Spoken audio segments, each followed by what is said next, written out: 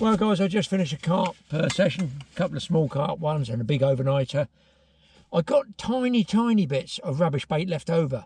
And normally you just throw them in, don't you? And I thought, I wonder, can I catch anything down here at Todber on this silver lake? They've got one of the lakes that was full of carp.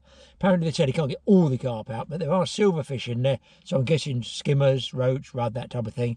I've got a tiniest amount. I guess I got barely 2 hours worth of bait. I'm just going to ping it in close, one rod, afloat, and see what I can catch. You never know. If you've got time, a little bit of bait over, down here at Todber, if you've done an overnight in the big carp lakes, if you're like me, an all-round angler, bit of a nutter, you might want to have a go for something else with a float rod and a match rod. Let's get cracking. Well, it won't be cracking because I haven't got that much bait to crack. Okay, so I set up on the top match lake, or one of the match lakes. I'm only in the margins here. I've had to put the brolly up here to screen off or get wind in the mic because I've got no wind muffs in the mic, so you can see. And I'm going to be fishing just literally straight up there so I can see the float. And that's all there is to it really. Bait wise, this is how little bait I've got. Barely. You can see that at the bottom of the bucket there. Probably half a dozen 10 good sized pellets from last night's carp trip. I don't know, 30 boilies. I'm going to scissor those up for a previous trip. A chunk of luncheon meat, baked beans, yes, baked beans, sweet corn, and the secret bait, butter beans. I don't think the butter beans are going to be much good for anything but carp, but I feel the beans, baked beans especially, and the sweet corn might scratch me out a fish or two. Float is an antenna float there, £6 line straight through. It's a sort of take no prisoners type of tackle setup. I might have to spike the camera up there because it's just going to be windy all the time. Okay guys, plumbed it. I plumbed up the depth. I had to go over depth because the amount of ripple that's coming down there, and it seems to be all over the place, the wind. You can see if I put it up there, you can see the lake and the wind, everything's blowing.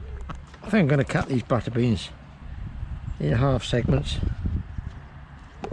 I've lost my scissors, left them in another swim somewhere. You can make these in quarters as well, watch. Whatever size you want. And you can just crumble them up with your fingers. For margin, these are margin fishing because they are soft. There we go. Very soft. Luncheon meat, well, we all know the luncheon meat you just slice up.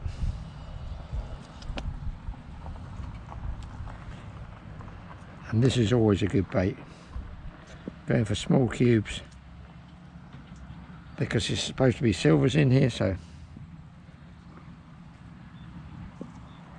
we'll see what happens. There we go, it's a right mismatch. I'll tell you what, I haven't got that much food. After last night, I could actually, I think I could actually eat some of that. You can cut up some of these boilies as well. If you can just sort of, I just break them up, to be honest. They don't have to be symmetrically cut. I've had these about 2 years, so they're a little bit dry. Wow, that wind is, it doesn't look it from here, but it is windy. So I've got a bit of loose feed to go in there. I do hope there's some. Listen, there's a carp lake right next to me, the match lake, and 100% I can catch carp in there, but I just thought it would be nice to try and catch some silvers. You get sort of fed up with carp, don't you really? There's only so many you can catch before you go to cuckoo land. Tench are a whole different ball game. Right, so we go, pinch of ground bait. I'm going to give it a little bit of a throw to start with, because don't forget I haven't got much to. Oh, I did throw some over there. I can bounce between the two swims there. Keep your bait containers in the shade in warm weather. The filthiest hand wipe rag known to man. some sort of barbel ground bait stuff this is, together with the old Baileys. I want to get pellets of it out of there. Right, I think I'll try sweet corn first. The size is about 14. Quite fine wire. When you're going to get background noises, there's a guy running a digger down, or a bulldozer or tracking vehicle.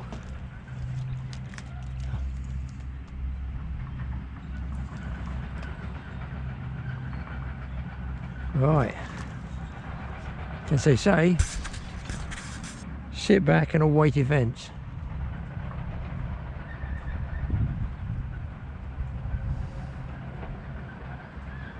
And with that float, it's got a red top, then it's got yellow. So once the wind pushes against the float and sets it, I'll be able to tell whether there's a lift bite. If a fish picks the bait off the bottom, he's going to move that little shot and the weight of the bait and give me a lift bite, and then I'm going to see more of the yellow of the float, and obviously if it pulls under, the orange is going to go. We hope. I've got a fish on the float on a sweet corn just around the corner there, guys. Oh, it's a perch or what it is. Nothing got perch in there. Oh, it's bream. Got a heron stab on his back by the look of it.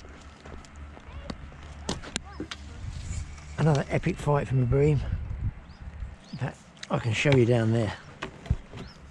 There he is. Single grain of sweet corn. Wow, at least I saved the blank. That looks like a heron bite. Bite? Peck, whatever. But there you go.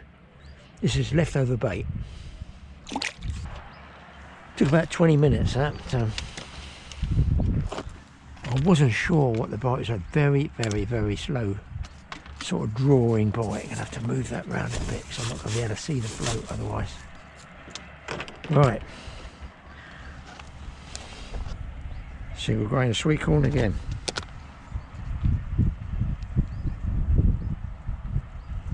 Look, as soon as I move that umbrella, the wind's coming around the back.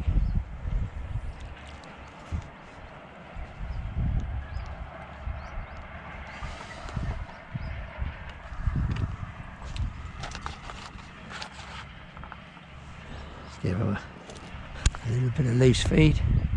I can stand up and get it. I've seen one carp go past as well. I can't afford to do too much in case I have got to move swims too. Crikey, that one's wetting more. I might have to move swims. Hello, where's the float gone? When you float fishing, you shot the float down on a windy conditions especially as well. Oh, I've seen one really nice carp just go through, a sort of ghost carp. It looks about, oh, a big one for Silver's water. They did say they couldn't get all of the carp out. I figure he's 6 pounds. I've dropped some sweet corn and lunch of meat thinking he'll take it on the drop. No, not interested, but I have seen him nosing the old piece on the surface. 3 slices of bread, that's all I got. I've seen some mud come up down there, I don't know if it's him as well. Well, currently I'm bouncing the float from one side to the other, chasing puffs of mud that are coming up and not having any success, so it's just that one little skim of bream. So I fear the worst. I'm going to have to go to the pasty pond and go on the Match Lake and see if the lastest little bit of bait I've got, and the wind, I've got to keep an eye on that as well. There's loads of people around. Right, I think now's the time to make the move, people. He's right under there. There he is, there he is, there he is. Watch. Thank you, thank you, thank you. And his mate's just behind him as well. A piece of bread, hard to believe. Let's look at the other one down here, looking to see what the splashing is. Left over, look, 2 slices. Goodness me. Don't leave home without it. Now, I don't have a great deal of battery left as usual. If I can get this out, whiz this out pretty quick, I will do. There's an even better one over on the right there. Small mirror. Come on, babe. And there we go.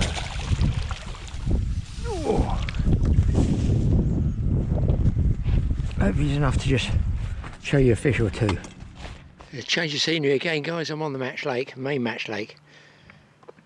I've thrown some butter beans down close. I've already seen the tail of a carp come up, and out there I'm hoping to see the mud come up there, so hopefully I'm going to hook a fish here for you on that leftover bait, and I'm going to try a bit of bread because I'm looking around, don't see any birds there at all, so I might get lucky and get one on the surface as well. Well, all sounds good at the moment. I didn't even know I had that couple of slices of bread in the car. What a good job. And that's after an all-night carping session. And what am I doing? Fishing again. So it's one bream, one carp, and of course the chances of getting more bream in here are sort of almost zero because of the number of carp that will move in on this bait. I love it when a plan comes together, me.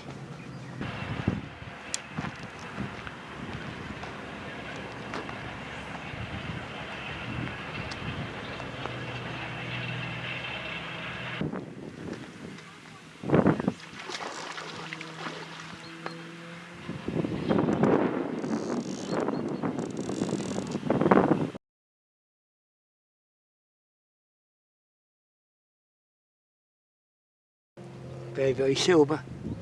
I've got it down as a ghost one. Sort of ghosty. It's getting back.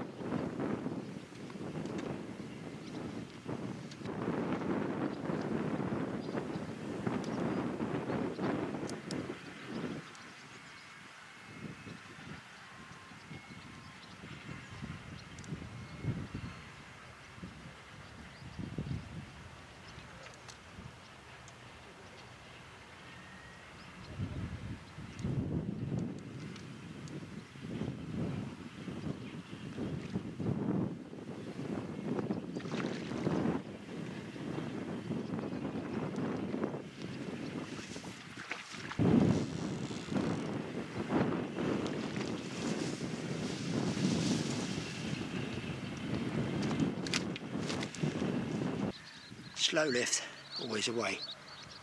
Well, there we go, plenty of action. Now I really must get rid of the bread and go on the inside, fishing in the margin. It's heaving with them. Guys, there's so many carp there, I might just well throw this ground bait in because it's going nowhere. And at least, I think if I sunk this, they'd actually clean the inside of the buckets, they'd be washing it out. So they're going to go nuts when I ball this up and put it in down here. 4 handfuls of ground bait, that's all there is left.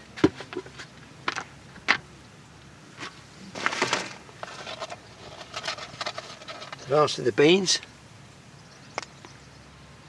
They're eating a lot. Lunch and meat. Right, on goes a bean.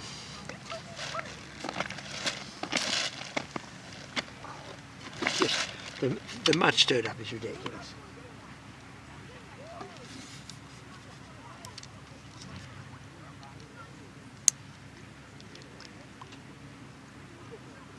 Ooh.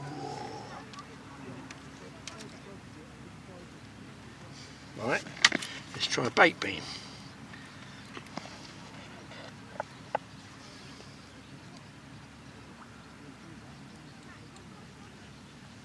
That's a soft one, they've gone soft in the sun. As I say, they're leftover bait.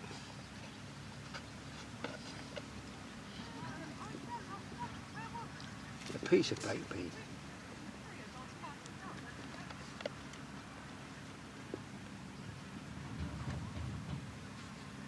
What they're doing is they're down there, the ground bait's on the bottom, all that fine fishy smell is there. It's a baked bean.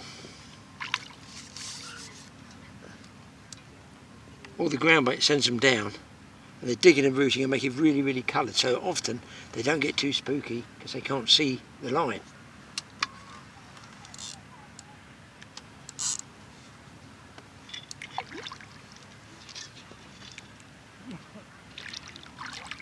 I'll switch this off while I'm... oh no, I've got him.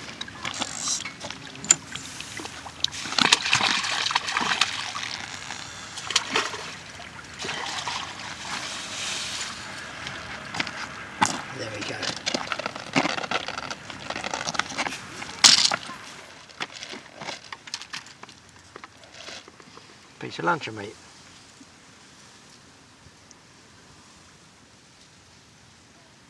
Normally I keep my luncheon meat for barbel fishing. I'm sacrificing this just for your film.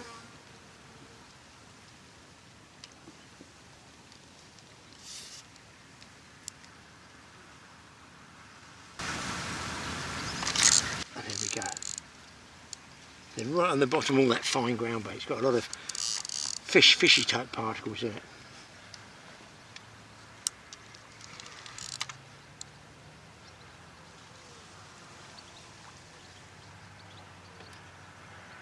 And I've got £6 straight through, so I'm not messing around with the match rod. But have your line on.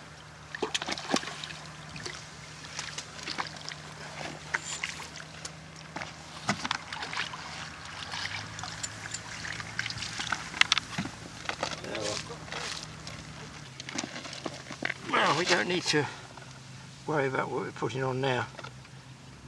Bread, worms. That last little bit of bait, I'll throw some in, follow up like this. It's just murder and mayhem, people. It is a match rate. Missed it. Single grain of sweet corn. Actually lasted longer than I thought. Right guys, I think we haven't had one on the bean, have we? We'll try the bean. And then I'm off in that new lakeside restaurant place and grab a cuppa, or we hit the road.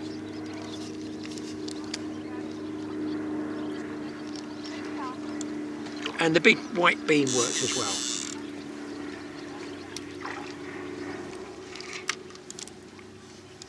So one bream, I lost another bream that I couldn't feel, fell off right by the net, and a pile of carp.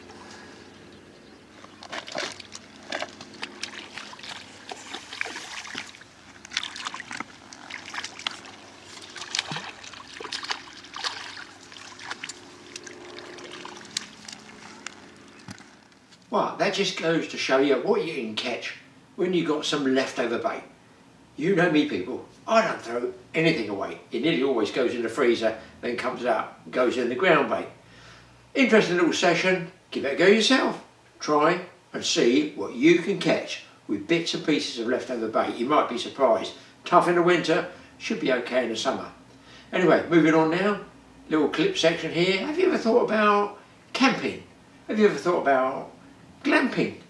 Have you ever thought about camping 200 or 300 years ago? How about camping in a Napoleonic tent? It doesn't look much fun to me. Yeah. Long time, it was in 2000. Yeah.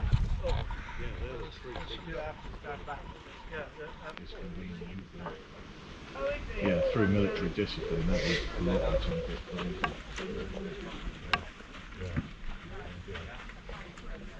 I have to say, there's a certain appeal to reenacting this compared to the Yeah. Less so if you're rank and file, but Yeah, it's I was saying earlier to a lady, it's sort of like if you think of British history, it's three of the most important things that happened in the last 300 odd years. It's the English Civil,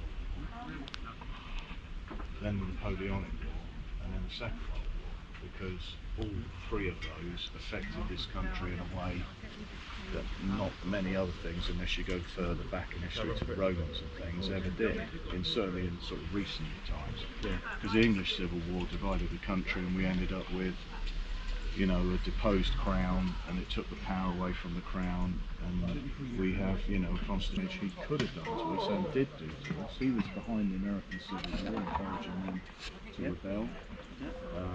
He was, you know, it was again a war of finances and money. He wanted to control everything. We controlled the oceans, but he wanted to control us. It was all about supply, you know, money and all the rest of it. There's the padlock. We built forts along the coast, which you can And still there's see the today. key for the powder box. And then to get rid of it, you know, you've got the station, Waterloo Station, named after the battle. You've got the guy who was the commander on the day. So this one's an A-frame. This is a large A-frame, Yeah. or a large A-frame, and that would have slept 6 to 8 soldiers. 8? You can't believe it. Yeah. 6 to 8 soldiers. Now a lot of the soldiers would have slept out under the trees, or under their horses even, Yes. because of the fact that they'd slept wherever they could sleep when they got there. If they got to camp, and these will all be set up in streets, and the streets are rows and rows of these tents. Yeah. And if you got to camp and you just went into your tent sort of thing, where you were with your group, you cook for yourself. Between each That group would be, that's 6 or whatever, yeah. And they'd be given their, each man would be given their rations for the day, and then they'd pull them rations together for the evening meal or whatever they were going to do. So they'd pull them and then they'd share it. And you said they cook it in a bag or something, was that? Well, they did cook in bags, but they cooked on the open fires sort of thing, or just on fires that made. They didn't carry like the elaborate fires that we've got there. Yeah. That would have been like an officer's kitchen sort of thing, and for more for officers, they would have just piled a pair of sticks and made a fire like you would just with a load of stones. This tent has got to be a later one, surely, with a higher wall, or is that? This one's an officer's tent with the walls. Yes. It's an officer's tent. That would be like a captain's tent. So Gotcha. it wouldn't be a high-ranking officer, it would just be like a captain's tent. And he would have more than... More space, isn't he? Yeah. So you get a bit more space, but again, it would be more... On his own? No, not necessarily on his own. It was only when you got to the major's tent and above, or the colonel's, not so major, it's the colonel's tent, they would have a tent that sort of size. And the bell tent would have slept 16 soldiers with their feet each facing outwards. Their heads would have been in the centre, by the centre pole. Their feet would be sticking out and their gear would all be around them. And if one rode, they all rode. They rode together. so they all rode round, because it would literally be man to man to man to man to man. And that way they kept warm as well. Yes, because I suppose they didn't have, heat and the body heat. Blankets and stuff. They would have had one blanket maybe, and that would be it. So they would keep warm. They managed to keep themselves warm. And the officers one over here is totally different. And the colonel's tent, that would Colonel, be, so that one's officers. this is an officer's, which is a lot more elaborate. We have campaign furniture in here. So this piece of furniture splits up into 2 bits. That's a join down there, yeah. It's a join. It goes on a cart. That's a genuine bit of campaign furniture from the Georgian period. And he would have been, the officer would have been allowed so much furniture to travel with him without paying extra for it. He could have it if he had the money to buy it. He would do, yeah. He could put more money to it, but so much would be allocated to him to take on campaign with him. Yeah. And he would take a certain amount. But if he had money, you'd have other stuff. And would he have had it like this, like with flooring, carpet as well? You'd still have that. Yeah, it would have been. Yeah. There's almost like a horse and cart load here, isn't there, just for him? Yeah, just he would have had his chest set, and he would have had, you know, his alcohol and his no ammunition, but he's got his chest set. Basically, you paid for your rank. You paid for a rank, and you know, so he'd have his wash kit here to do his washing, and handcuffs for subordinates that are playing up, I suppose, or perhaps one of the local ladies he met. Yeah, it might be. It might be like that. But yeah, so the his kit that he had would be travel with him. So if it, you know, if they're moving on the move, fighting on the move, this would be set up. They do 15 miles a day, and then set camp, and then pack up in the morning, do 15 miles the next day. Must be a fast pack up when they get attacked and they're losing ground. Well, it's not necessary during the battle, because the battle might have been, like for instance Waterloo, they would have been travelling from London or wherever, or from America, and they would have taken time to get from A to B. Yeah. And they would have been on the march for days and days and months and months. So basically, for a long time they wouldn't be fighting. Yes, they're moving, set up camp, moving. Yeah, and they'd move everything, and then ammunition, everything moved with the camp. Food, you had quartermasters that would get the local food, and everything was paid for. If you stole from anyone, That was like, you know, a hanging a fence. Is it really? Yeah, so, No. or a So flogging a everything had fence. to be transported. Had to be transported. So, it's logistics again. We're coming up with the royal you- logistics type that's thing, right. isn't it? Yeah. So you'd get In your Spain, if they took anything from the local population, they were hung for it. sorry, If they took anything from the local Local population in yeah, Spain, they yeah. were hung for it. yeah, you got hung. Because the last thing they wanted was to upset the population. The locals, because they were- yeah, because yeah. they were on the side of the French to start with. So you Oh, paid really? for it. So Yeah, you paid for it. yeah.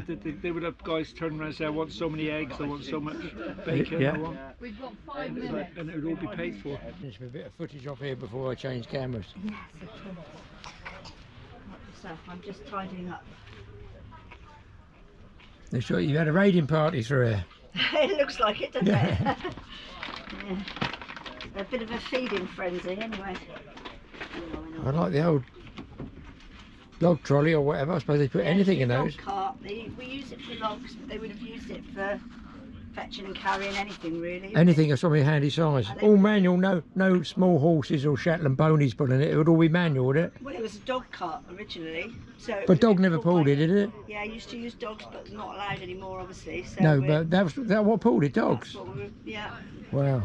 yeah, dog cart. But I don't want to be a big dog pulling that. I think well, you I think can have Mike's more Jack than one. Russell isn't going to fit in there. No, my little spaniel wouldn't do too well either. But yeah, it's easy for 1 or 2 people to pull when it's full. So that was quite interesting. You wouldn't want to be called up for national service or something back in Napoleonic times, would you? Never mind about sleeping 8 or 10 in a tent. What about when you got shot, stabbed or speared? Not too clever on the old NHS then, was it? Anyway, moving on. Here's a clip might be interesting to you. People were saying to me, I had a few comments actually, people asked to say, Graeme, we used to do loads and loads of those pallet wood projects. Used to do them in my garage through the winter. Loads of them. Quite a few I think we put on our site, Totally Awesome Fishing, and also on Mike's TA Outdoors. So I pulled one out, I thought, hang on, it's a boat-shaped bookcase. It shows you what can be made out of pallet wood. Guys, it's all free. It might be something you want to try throughout the cold winter months. Check it out. Welcome to the Totally Awesome Outdoor Show. Now, I'm in my garage and workshop. What can I make? I can make a boat, but I really want to make a bookshelf. Well, how about if I make a boat in the shape of a bookshelf, or a bookshelf in the shape of a boat? I've got some pallet wood, but listen, I've got some special pallet wood there. It is enormous. I don't know what they put on these pallets, but I've had to saw them up just to bring them home, and that's ideal for what I want because it gives me a long piece of wood. I haven't got to make any joints, just one big piece. Better still, it's slightly thinner slats and it's been out in the rain. Now that means that that's quite soft and pliable, because when you try and bend pallet wood, which can be quite brittle if you're in a hot country, over here in the UK, no, it's not a hot country, and it's moist, wet as they say. So that wood is going to be a little bit more pliable. I want to strip those pallets down quite quickly and at least assume the main position around the curve at the top, so that the bottom's going to come up straight like this. You're going to make the bow of a boat come around like this. Maybe you've seen them. Maybe you've seen them before. Bookshelves. I'm going to try and copy one. Have I made one before?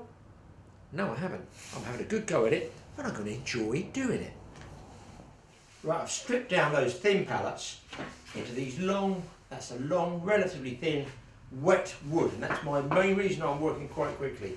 I'm going to move this out of the way. I'm going to make them each side, 2 sides, 4 panels wide. Just for measurement sake, for those of you who like tape measures, well, about a foot, exactly a foot. You can do 3 if you want. I don't think it's going to make any difference really, 2, 3 or 4, but I'm going to have to support the bottom and the middle first, because I'm going to have to, if you can imagine this, that's one side, and I'm going to have to get this bent across if I can to give me a bit of an arch shape so it looks like the bow of a boat. That's going to be my problem. I'm going to lock that bottom off level with a nice thick board across there, probably just nail it for now, and one about here, I'm going to work out where I want it to start bowing inwards. Right, base plate on first.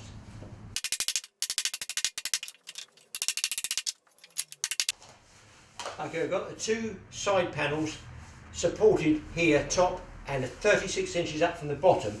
Now I'm going to fix a base plate through the middle, possibly 18 inches wide, because don't forget a boat is not really wide, about 18 inches, and then another 18-inch support here.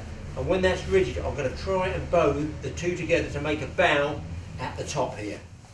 Okay, now I've got those two side panels tacked together at the bottom. I can always move those, so I'm always going to change them. I've got those tacked together at the bottom. I'm now starting to close the top up with a spacer bar here that I can stretch it. Best thing I can do is to show it, take the camera off the tripod, just walk you around it and you'll get more of an idea. Okay, so here's the two panels I made. As you can see, it's 1, 2, 3, 4 wide all the way down. I haven't cut the top, 4 wide all the way down. I've got the support bars down here. The nails are just sticking out, they're just regular spacer bars. Support bar there, a support bar here, and then I'm obviously going to close this and pinch it all up. Now I've done that because this wood is still wet, so it's pliable. I've bound it together at the top here with rope. Hopefully you can see that okay. That's closed it all up, and then I've put these support bars here to actually stop it springing open. And I know that's at the right measurement because I can cut this. I'm going to put a cap over the top. I can run and cut this level in a minute, not a problem. But what I want to do is one of these shelves. I've jammed that piece of wood there, as you can see. I'm going to get the hammer and hammer it up and put this bow where it angles across a little bit tighter. You've got to be very careful that A, this doesn't pop out. The wood will still be held together at the top by the rope. They might pop out. It's all suck it and see. I don't really know. They might go, but I want to tap this up and bring it up about here if I can without snapping this piece of wood. I feel if I did it with dry wood, it would snap. But if I do this while it's still wet, it should have some sort of flexibility in it. We'll give it a go anyway. Now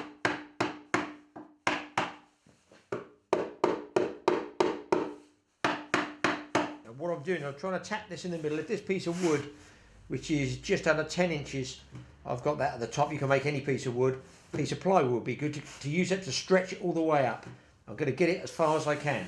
I'm not hitting it on the corners because I think that will skid out and the lot will just collapse. I'm trying to tap it up and keep this dead level.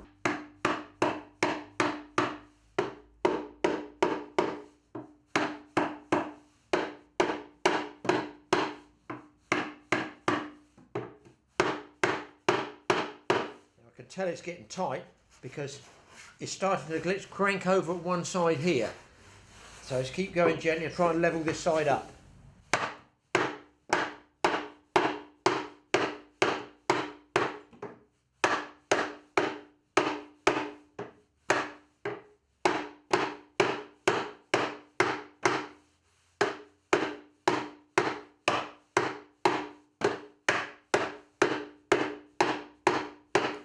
Going to check at the top, everything seems to be holding together, the rope's tight there because this is under a lot of pressure now.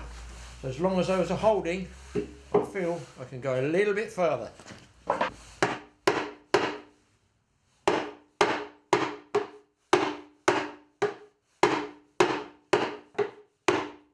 Another little tip, don't hit it so hard that you split the wood, otherwise it's just going to collapse back on you.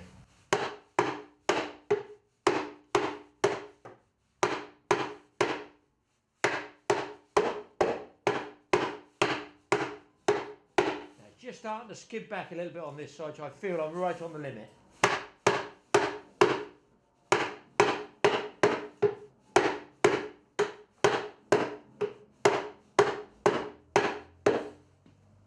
That's as far as I dare go.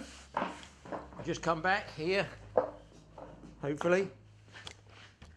You can see the boat shape there, the front half of the boat. I'm going to make that shelf fixed there now. And down the bottom I'll put another couple of shelves in there. Around the back of here I now need to cut as many panels as I can.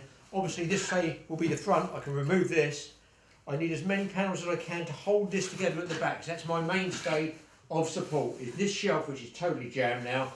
And I want to start from the bottom and sort of stack it all the way up. I'll probably overlap it and then cut it with a jigsaw. I wonder if I put a base in it, it'll float. Not quite level yet.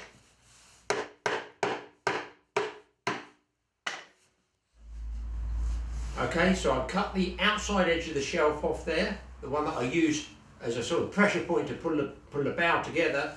I've cut a piece of pallet wood right down the middle, 12 inches, and I've got that as a shelf support, screwed it into the pallets from the side, and I screwed it rather than nail it. I feel if I nail it I'm going to dislodge that, and that's under pressure.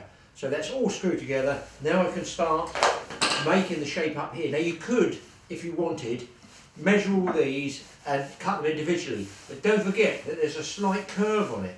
So I feel the way to do this is to overlap it purposely like this, and then I can come along and follow it with the jigsaw and follow that curve all the way up. And being the back plate, I'm just going to nail this together using galvanised nails. Why galvanised? Because I've got them left over. You're not dealing with a qualified carpenter. I'm not qualified in anything. I'm even qualified in fishing. But I have great fun making things. That's the way it should be. And as you can see here, I can just space these all the way up, cut the surplus off, get narrower as I go, and of course, leftovers I can either put on my log burner or I can find something else to make with them. Well, you can see I've bolted throughout now. I'm just starting to run this edge all the way down just slowly, and that way I retain that curve.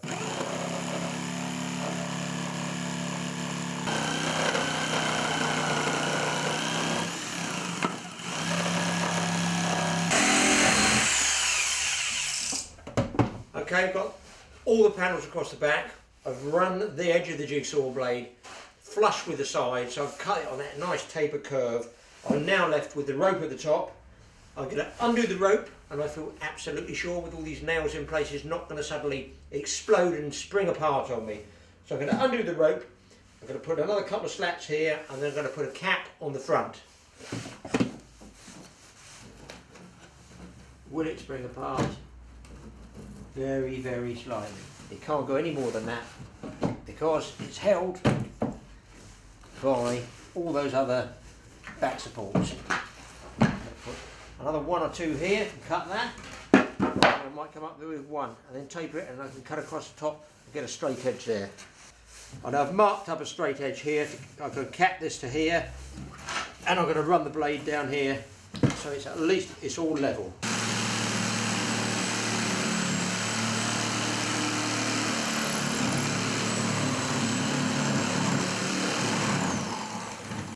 Okay, let's check it out. There is the bow effect that I've got. It does indeed look like a boat. I've got my shelf fixed in here with screws, screwed into here, screwed into there. That is rock solid shelf there. I've got my little bow cover here that all boats have just at the front there. And that, don't forget, doesn't just look okay, it is actually helping to pull those in. And obviously that's attached to the front one. The other ones I've pulled together by just using a clamp here and then firing some screws in. Round the back, we go around there, it's all totally panelled in there now. As you can see, that's all panelled in ready. So now all I'm going to do is move around the front again and decide where I'm going to put the shelves, because I might remove these, and if you look, I've left the points of the nails sticking up so that I can tap them back out and take those out, because I think that's too close for a shelf. I want to drop the shelf, maybe one here, one there, and a base plate.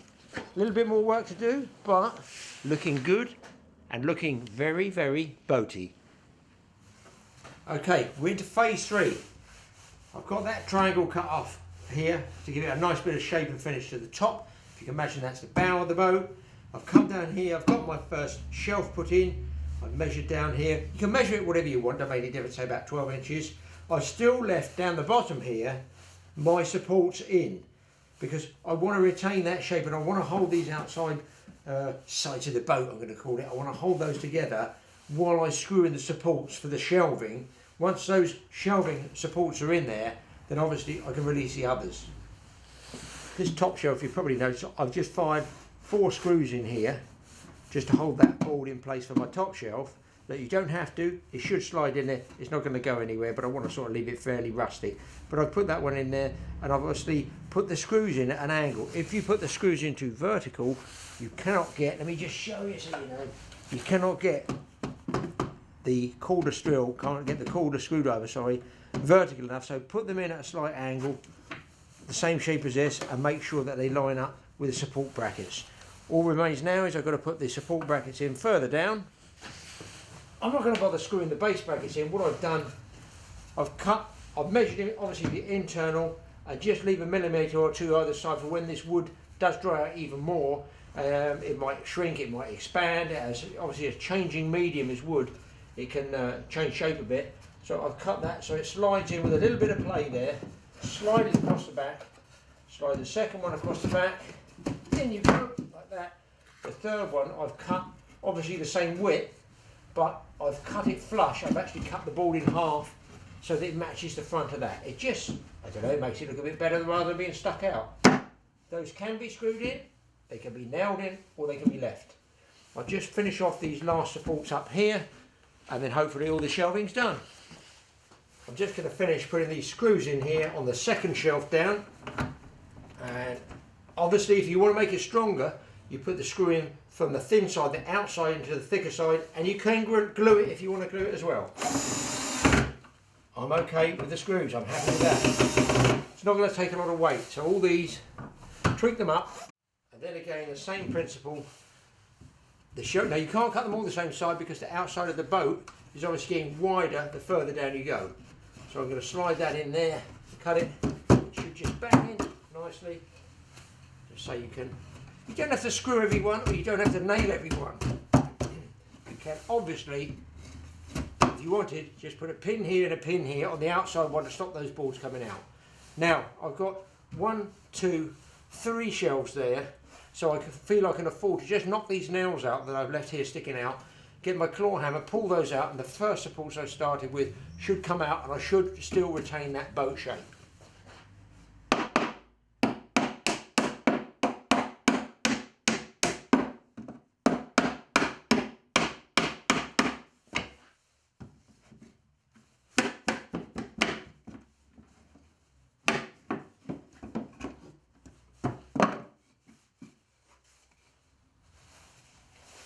Right, so the object of the exercise is to try and make it look fairly authentic. And what do most boats have? They have an engine on the back, but we don't have a back, or they have oars to row with. There's no rowlocks, so I'm going to put about here, I'm just going to cut a shape out of a rowlock hole and drill a hole there. There's no point in putting a little rowlock in there, it's going to stick out. But I feel just to finish it, a little bit of shape angled around here, either side like that, we'll just finish it off, and we're nearly ready for sanding, painting, staining, varnishing, whatever you want. Okay, I've cut my blocks there. You can see I've shaped out for the rowlocks, and I've drilled a hole as though there was going to be a rowlock there, and I'm using 40mm 1.25" long lost head nails, which are quite thin, just as I don't think I need screws in there, to be honest.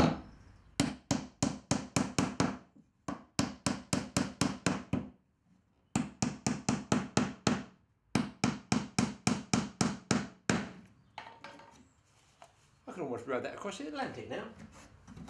Next stage, you can leave it rough if you're going to stain it a wood, rustic, you know, sort of stain colour. I'm just going to knock the edges off some of these tag end bits and the edges here where the saw cuts pulled the timber away. Knock those straight, and then I'm going to give it a coat of paint, I think, and that's what I'm going to go. Probably go shabby chic, is that what they call it? You know, that shabby chic. Look, it depends what paint I've got left on the shelf that's free, let's be honest.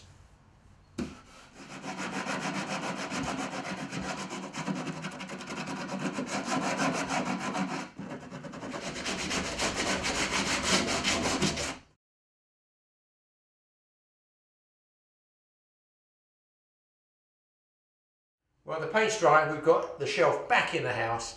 It looks really cool. You cannot believe that this has been made out of reclaimed pallet wood, but it just shows you this is what you can do.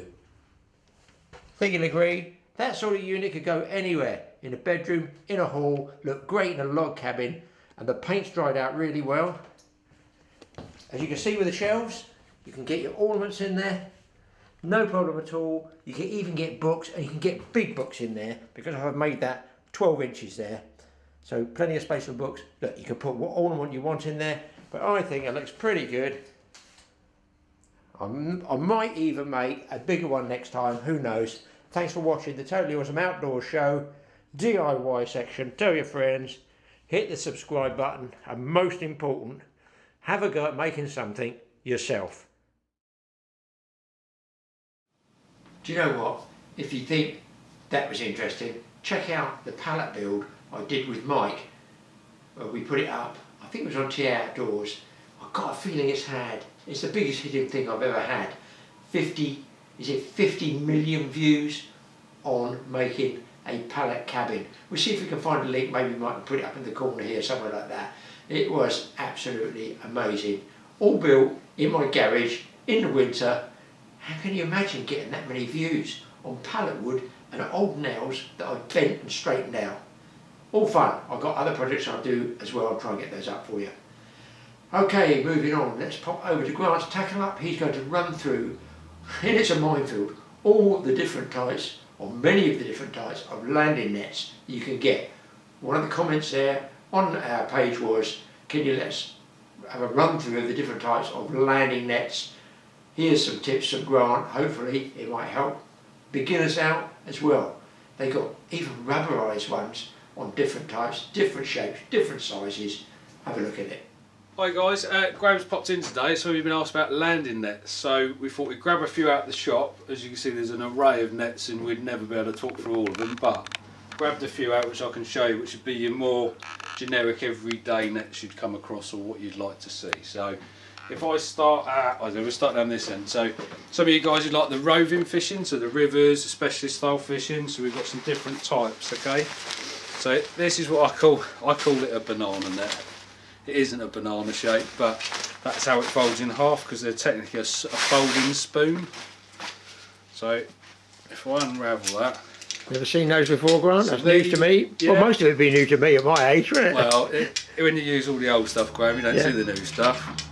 So what we've got, I think Whitchwood used to do as well, still do, but so Gardner have redone them, the target specimen. So a nice deep mesh for like the barbel guys or your big bream or your tench, as you say, target specimen by Gardner, but solid metal and a metal spreader block.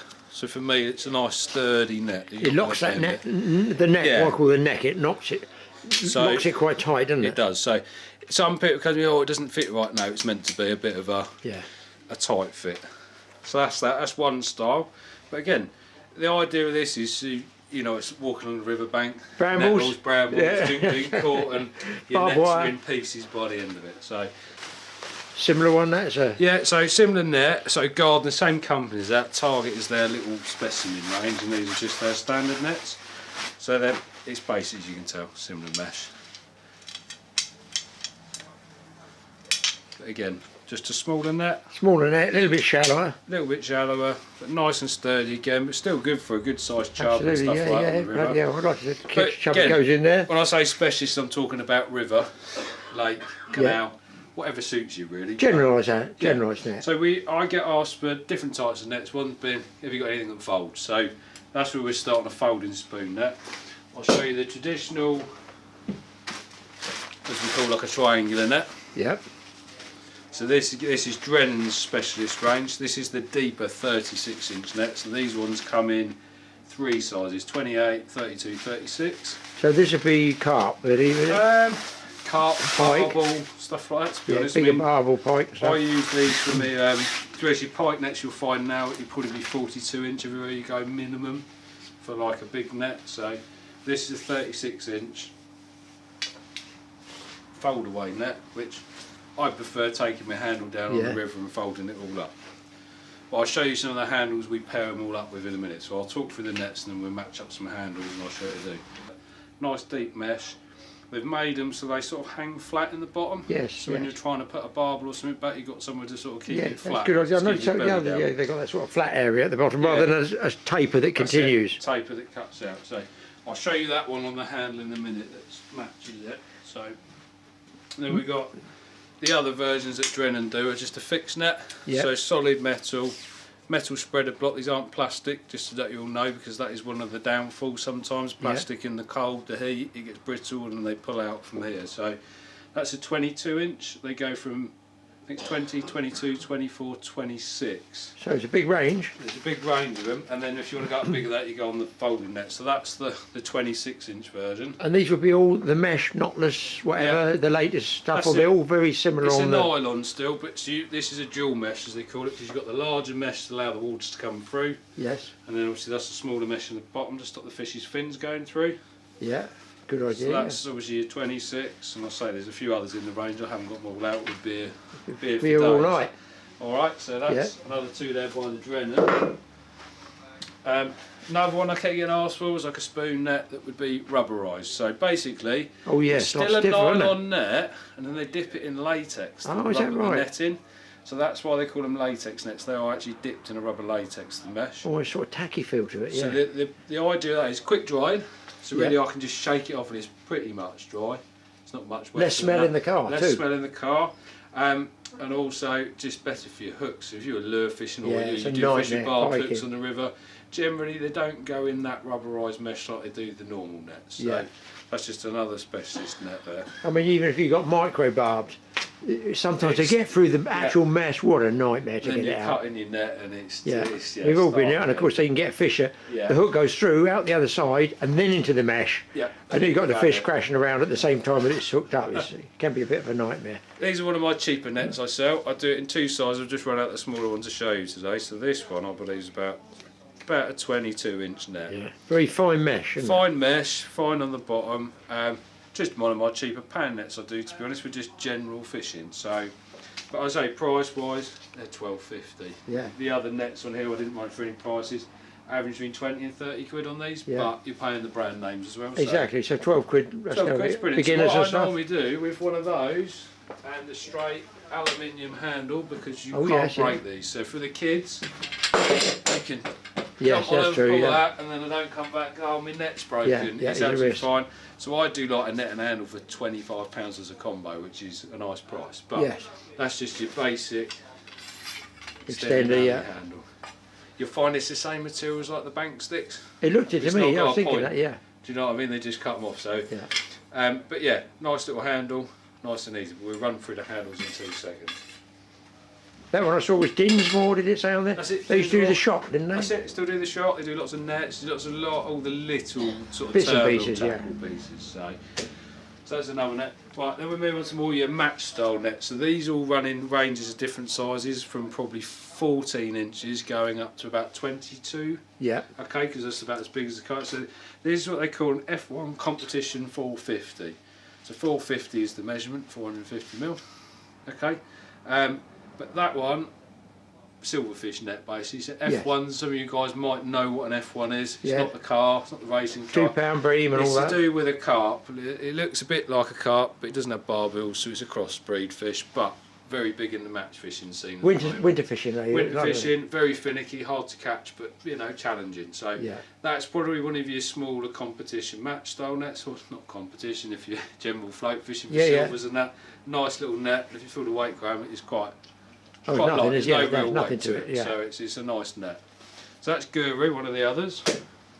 I've got a Matrix fine mesh net. So there's a lot of makes that do these, and a lot of manufacturers making nets. I would say most manufacturers make their own net.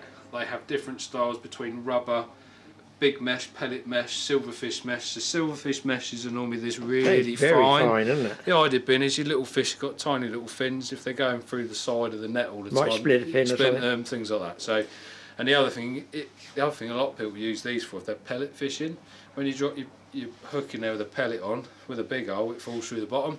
And you're fighting in a match to try and get it out. Whereas hopefully it's just sat in there, you can lift it out and away you're back fishing. That's so very true. Again, very true. Yeah. they do these with the bigger meshes, the smaller meshes, fine mesh. We also do them with rubber mesh. Do the carp versions and the silverfish versions. Just mentioned on that pellet, this is for beginners, is that the pellet might be banded, so the hook is on the outside of the pellet. It is, yes. Therefore, the pellet drops in, the hook is going to snag something. Yeah. So that I can see is why for pellet fishing is good. Mesh. Yeah. So what you'll find is they're dual mesh normally, most pellet ones, and they will come up to the side here slightly, half, and then the top bit's got the bigger mesh for you to what they call a speed flow, because you can push it through the water without it pulling back. I see. Yeah, Okay, just for landing fish. Now this is like your very tarty looking one, should I say. So this again, fine mesh for like the pellet fishing, Preston Innovations. called Carbon Hair. So it's made out of carbon fibre, the frame. As you'll see, it's got exceedingly good price to it compared to others. Yes, but yeah. that whole frame here is made of carbon fibre. So there's Feel the nothing weight difference. Oh, God, there's nothing there, is there? If you're competition fishing, I would suggest something like a 4 metre landing net handle, which is quite a long handle. Yeah. You put a heavy cheap net on the end, it makes it unbalanced. 4 You put metres? the light net. Is that what they use? That Yeah, then? they got to 4 metre net. Some of them go 5. So when they're competition fishing, want to they've fish got quick. the pole elastic up and it's out there. They can net Yes. very fast on it. So, but yeah, just a nice. You know, some of us like our extra little things in life, and I'd say that's one that's just a nice little net, but it does exactly the same performance as It nets a fish, but just easier if you're doing it repetitively. Competitively, and you're netting more and more fish. Yeah, then you would get tired, wouldn't you? Yeah. Yeah, you do. So this is the new Drennan silverfish hook resistant net. And the reason being hook resistant is what we were just talking about a minute ago. It's rubberised. tacky stuff, rubberised. Yeah, so they've got triangular sort of mesh which sort of turned on its side, so it is still squares, but it looks triangle. Yes. But again, it's not a dual one, it's just a speed flow, so it's just the rubber just helps the fish, really.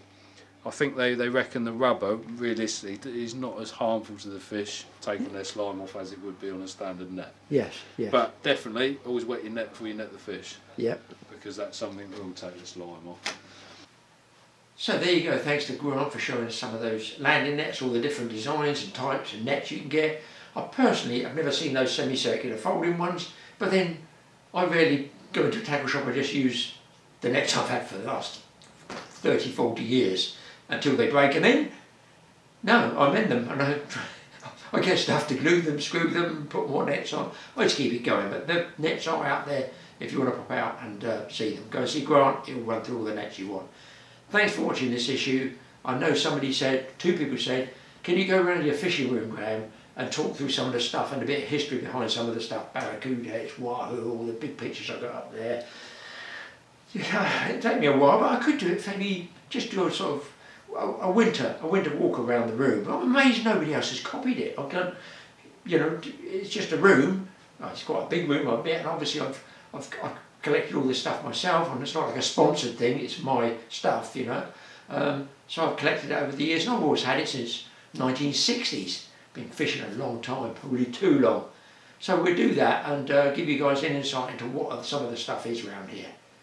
We'll see you in the next programme. I've got, wow, 39 films, tell a lie, 39 films already backed up for 2026, so plenty to do. I'm going to have to start slowing up a little bit in a minute now. The years are ticking past a bit. You know, you get creaky, you get issues and stuff like that. So hopefully I've got enough to get through next year, and we'll see you in the next week's programme. I've got a clue what I'm going to put up. I'll just go through the files and see what's left. Guys, have a good week. We'll see you next Friday.